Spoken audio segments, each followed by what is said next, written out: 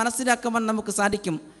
ദീർഘകാലഘട്ടത്തോളം പ്രബോധനം ചെയ്തിട്ടും വളരെ ചുരുങ്ങിയ വ്യക്തികളെ മാത്രം തന്നിലേക്ക് ആകർഷിപ്പിക്കുവാൻ സാധിച്ചിട്ടുള്ള ആ പ്രവാചകൻ സമൂഹത്തിൻ്റെ ധിക്കാരം അതിരുകടന്നപ്പോൾ അള്ളാഹുവിനോട് മനം നൊന്തുകൊണ്ട് പ്രാർത്ഥിച്ചു പോയി, നാഥ, ഈ ഭൂമിയിൽ നിന്നെ ധിക്കരിക്കുന്ന കാഫറുകളായ അവിശ്വാസികളായ ബഹുദൈവ വിശ്വാസികളായ ആളുകളെ നിവസിക്കുന്നവരായി നീ വിട്ടേക്കരുതേ എന്നും അള്ളാഹു അദ്ദേഹത്തിൻ്റെ പ്രാർത്ഥനയ്ക്ക് ഉത്തരം ചെയ്തു.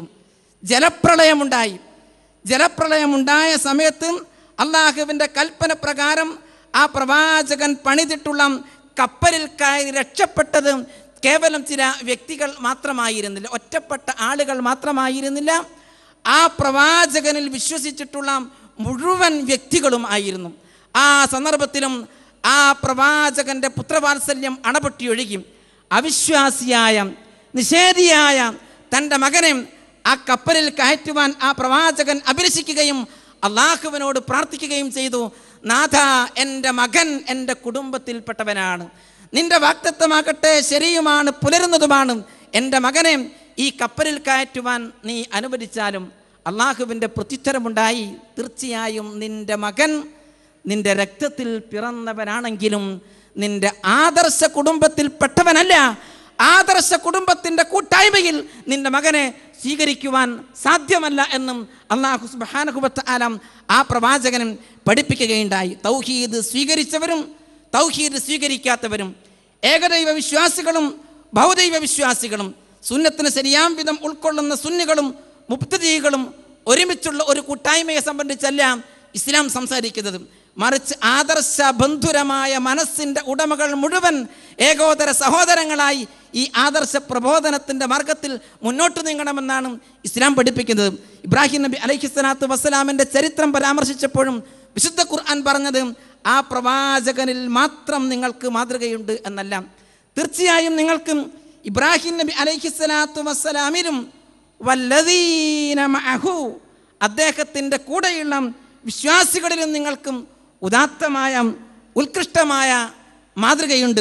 ബഹുദൈവ വിശ്വാസത്തിൻ്റെ മേഖലകളിലൂടെ മുന്നോട്ട് നീങ്ങിയിട്ടുള്ള ആ സമൂഹത്തോട് ഞങ്ങൾക്കും നിങ്ങൾക്കുമിടയിൽ ശത്രുത വ്യക്തമായി കഴിഞ്ഞിരിക്കുന്നു.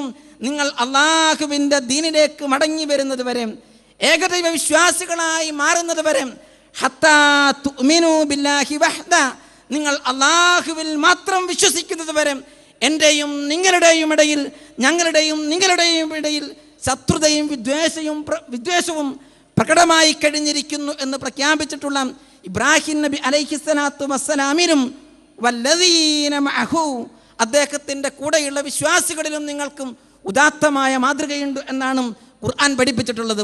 മൂസാ നബി അലൈഹിസ്സലാത്തു വസ്സലാമിൻ്റെ ചരിത്രം എടുത്തുകൊണ്ട് പരിശോധിച്ചാലും ഈ അധ്യാപനങ്ങൾ മനസ്സിലാക്കുവാൻ നമുക്ക് കഴിയും. ഈസാ നബി അലൈഹിസ്സലാത്തു വസ്സലാമിൻ്റെ ചരിത്രവും വിഭിന്നമല്ല.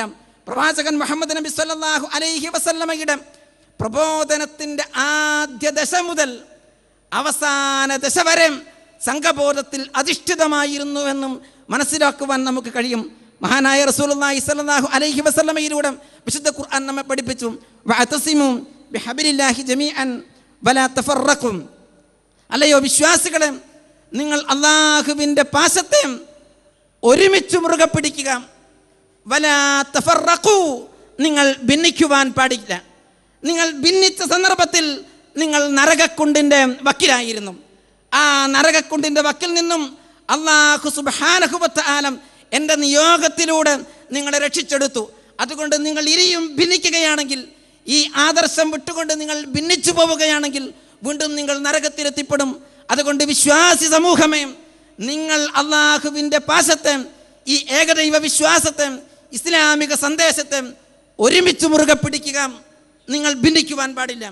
ഇവിടെയും അല്ലാഹു സുബ്ഹാനഹു വ തആല ഒരുമിച്ച് നിൽക്കണമെന്ന് പറഞ്ഞിട്ടുള്ളത് സൂചിപ്പിച്ചതുപോലെ ഏകദൈവ വിശ്വാസികളും ബഹുദൈവ വിശ്വാസികളും സുന്നത്ത് സ്വീകരിക്കുന്നവരും സുന്നത്ത് സ്വീകരിക്കാത്തവരുമുള്ള വിശാലമായ ഒരു ഐക്യത്തെ സംബന്ധിച്ചല്ല.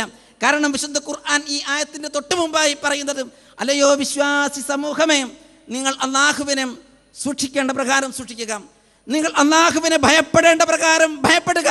അങ്ങനെ അള്ളാഹുവിനെ ശരിയാം വിധം ഭയപ്പെടുന്ന വിശ്വാസികളെ നിങ്ങൾ അള്ളാഹുവിൻ്റെ പാശത്തെ ഒരുമിച്ച് മുറുകെ പിടിക്കുക. നിങ്ങൾ അള്ളാഹുവിൻ്റെ പാശത്തെ ഒരുമിച്ച് മുറുകെ പിടിക്കുക. വലാ തകൂനു കല്ലദീന തഫറഖൂ വഖ്തലഫൂ മിൻ ബഅദി മാ ജാഅഹുമുൽ ബയ്യിനാത്ത് വഉലൈക ലഹും അദാബുൻ അദീം. അല്ലയോ വിശ്വാസി സമൂഹമേ, നിങ്ങൾ ഒരു വിഭാഗത്തെ പോലെ ആകുവാൻ പാടില്ല. വ്യക്തമായ പ്രമാണങ്ങൾ വന്നെത്തി കഴിഞ്ഞതിന് ശേഷം ഛിദ്രിച്ചു പോയ, ഭിന്നിച്ചു പോയ, വിഘടിച്ചു പോയ ഒരു വിഭാഗത്തെ പോലെ നിങ്ങൾ ആയിത്തീരുവാൻ പാടില്ല. അങ്ങനെ വിഘടിച്ചു പോകുന്ന ആളുകൾക്കാണ് വേദനാജനകമായ ഭയാനകമായ ശിക്ഷയുള്ളത് എന്നാണ് അല്ലാഹു സുബ്ഹാനഹു വ തആല സൂറത്ത് ആലി ഇമ്രാനിലെ 105-ാമത്തെ വചനത്തിലൂടെ പഠിപ്പിക്കുന്നത്.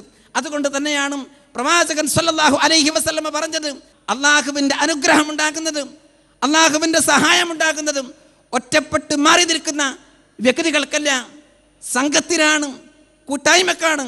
അതുകൊണ്ട് ഒരു പ്രദേശത്തിൽ ലാ യഹല്ലു ലി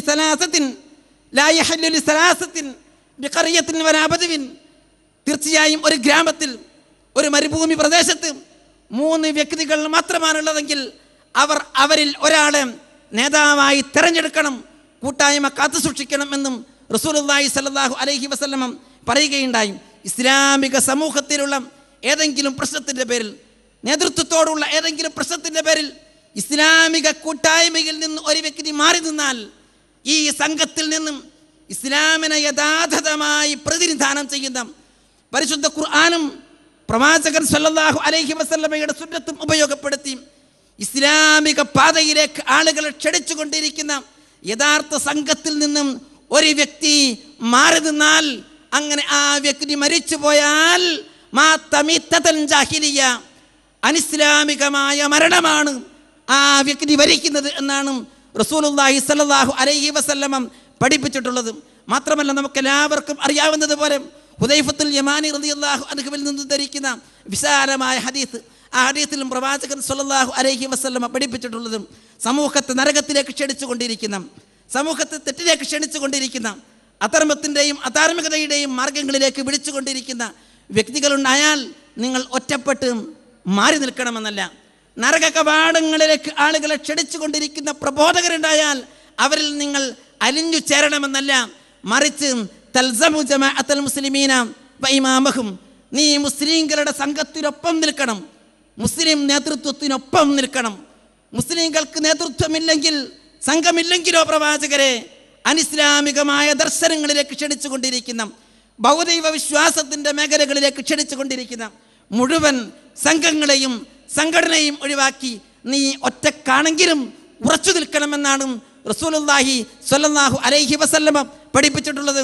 ആ അധ്യാപനങ്ങൾ ഉൾക്കൊണ്ടുകൊണ്ടും ക്യാമ്പസിനകത്തും ക്യാമ്പസിന് പുറത്തും ഇസ്ലാമിക പ്രബോധന പ്രവർത്തനങ്ങൾ യഥാർത്ഥമായി സംഘടിപ്പിക്കുന്നതിന് വേണ്ടിയും നാം അടിയുറച്ച് ഐക്യത്തോടു കൂടിയും സ്നേഹത്തോടു കൂടിയും മുന്നോട്ട് നീങ്ങുക. അല്ലാഹു സുബ്ഹാനഹു വ തആല നമ്മെ അനുഗ്രഹിക്കുമാറാകട്ടെ.